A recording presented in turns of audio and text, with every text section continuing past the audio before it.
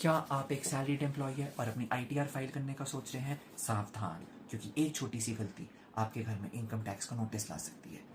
Hello everyone, मैं हूं प्रबल खोसला और मैं चार्टर्ड अकाउंटेंट हूं। जैसा कि आप सबको पता है कि आईटीआर फाइलिंग का सीजन आ गया है, तो हम इस वीडियो में उन बातों के बारे में डिस्कस करेंगे जो कि एक सैलरीड एम्प्लॉय को ध्यान देनी चाहिए वाइल फाइलिंग आईटीआर। तो सबसे पहली और सबसे ज़रूरी बात, फॉर्म 16 आपको आपकी कंपनी से मिलेगा, जिसमें आपकी सैलरी की, डिडक्शंस की और जो भी इनकम आपने डिक्लेयर करी हुई कंपनी को, वो सब उसमें आएंगी। ये बहुत ज़रूरी स्टेप है, बिकॉज इसके बेस पे ही आप अपनी आईटीआर फाइल कर सकेंगे या करवा पाएंगे। एक चीज़ का बहुत विशेष ध्यान आपने ये देना है कि अगर आपने पिछले साल यानी फाइनेंशियल ईयर 2025-2026 में एक से ज़्यादा कंपनीज में अगर आपने जॉब करी है, तो आपको हर कंपनी से फॉर्म 16 लेना होगा और उस चीज़ का ध्यान है कि सब सही हो उसमें। नेक्स्ट स्टेप और बहुत इंपॉर्टेंट स्टेप है एनुअल इंफॉर्मेशन स्टेटमेंट यानी एआईएस और फॉर्म 26 एएस।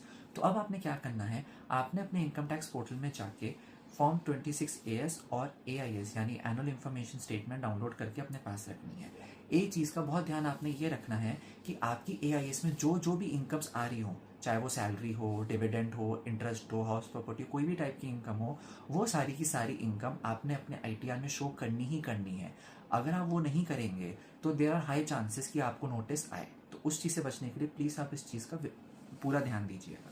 फॉर्म 26 एएस में आपकी कंपनी जो टैक्स पे करोगे उन सबकी इन्फॉर्मेशन होगी, तो वो भी आप एक बार वेरीफाई कर लेना। नेक्स्ट आपने क्या करना है, फॉर्म 16 में जो आपकी सैलरी और बाकी इनकम की डिटेल्स हैं उसको आपने अपने एआईएस से क्रॉस वेरीफाई करना है।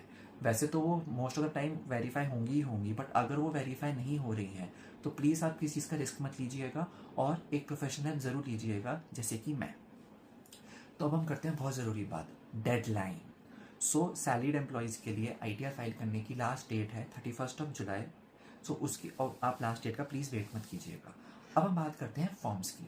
तो अगर आप एक सैलरीड एम्प्लॉय हैं और आपकी इनकम में सिर्फ सैलरी, अदर सोर्सेज जैसे कि डिविडेंड, इंटरेस्ट या फिर एक हाउस प्रॉपर्टी है, तो उस केस में आपने ITR 1 फाइल करनी है। और मैंने अभी तक आपसे जो भी इन्फॉर्मेशन शेयर करी है, ये सब ITR 1 पे ही एप्लीकेबल है। अगर आपकी कोई और इनकम है जैसे कि कैपिटल गेन्स या बिजनेस इनकम जिसमें प्रिजम्पटिव इनकम भी इंक्लूडेड है, तो उसके लिए दूसरे आईटीआर फॉर्म्स होते हैं, जिनके बारे में मैं अपनी नेक्स्ट वीडियो में आपसे डिस्कस करूंगा।